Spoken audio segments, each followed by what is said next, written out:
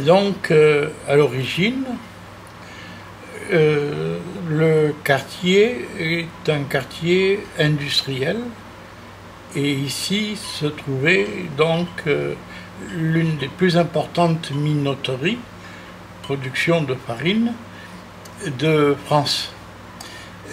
Voici une vue prise après un bombardement à la fin de la Deuxième Guerre mondiale, et on voit certains bâtiments comme ici la halle au grain, et derrière on voit l'importance des voies ferrées qui acheminaient les wagons jusque à la minoterie, jusqu'aux silos qui sont là, l'importance aussi du fleuve qui était la voie de transport, et puis tout cet ensemble ici de bâtiments annexes qui étaient liés à la minoterie.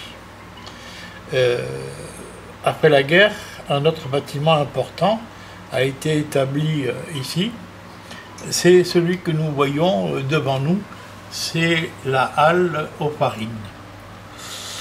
Dans les années 90, à partir de ce quartier qui a été complètement remodelé, s'est établi un quartier donc tout neuf, en plusieurs ensembles.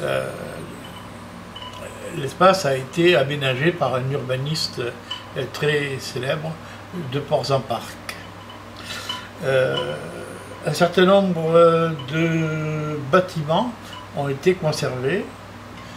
La halle aux farines a été, et la halle au grain ont été transformés en université. Cet ensemble de bâtiments est intéressant parce que les formes géométriques sont très diverses. Et puis, tout à fait à l'arrière-plan, c'est les bâtiments de la Bibliothèque nationale de France. De la table de la cuisine, le soleil frappe par la baie. J'ai exactement devant moi, debout devant la table ronde, la première marche et la rampe de l'escalier. En bout de la rue Thomas Mann, la zone de plantes herbeuses et grasses qui encadre sa descente sur la rue du Cheval-Arrêt. Le muret du square Cyprien Henry. Un arbuste pelé derrière les grilles avec 4 oiseaux, puis les franges de plumeaux qui longent les sentiers du jardin.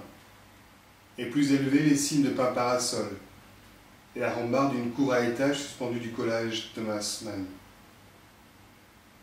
J'ai pourtant lavé les vitres hier, mais laissé des traces circulaires que le soleil révèle. Alors, ton quartier? Ce que j'aime ici, c'est deux choses. D'abord, cette espèce d'unité que l'on a, parce que l'urbanisme a été pensé de façon forte, par exemple autour de cet espace central. Et puis, cette unité aussi, c'est aéré, c'est en touche de piano. Il y a des parties hautes, des parties basses. C'est tout à fait intéressant. Il y a de l'espace, du volume. Chaque architecte construit son immeuble comme il l'entend, et aucun immeuble ne ressemble à un autre. C'est très différent par rapport. C'est d'ailleurs le point fort de ce quartier. A priori, bon, pour moi, c'est la première valeur de ce quartier, c'est l'architecture.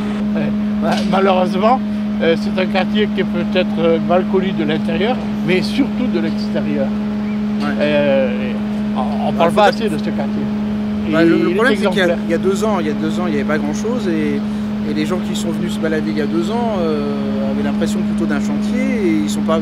Et les gens qui viennent un peu au hasard, parce que ça peut être des gens qu'on invite, on vient pas forcément, ou alors on vient au cinéma, on vient à la bibliothèque, il faut pousser un petit peu plus loin pour venir découvrir le quartier, et ils se rendent compte que c'est un nouveau quartier qui a quand même énormément bougé depuis 2 ans.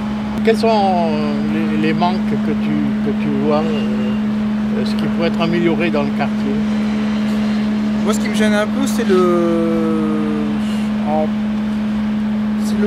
voir en fait des commerces ne trouvent pas preneurs et que le pied des immeubles n'est pas toujours animé, alors qu'il y a des locaux qui sont disponibles sous des immeubles. En fait, chaque immeuble a au moins 2 ou 3 locaux à aménager. Et le commerce de proximité manque terriblement et on mesure comme ça l'importance qu'il a pour la vie d'un quartier, le soir en particulier. Ce qui manque aussi sans doute, c'est il y a beaucoup d'initiatives prises par les uns, par les autres, et il manque un lieu central peut-être de concertation, d'échange d'informations. Et je pense que si ça existait, ça permettrait de rendre la vie le processus de vie plus accéléré.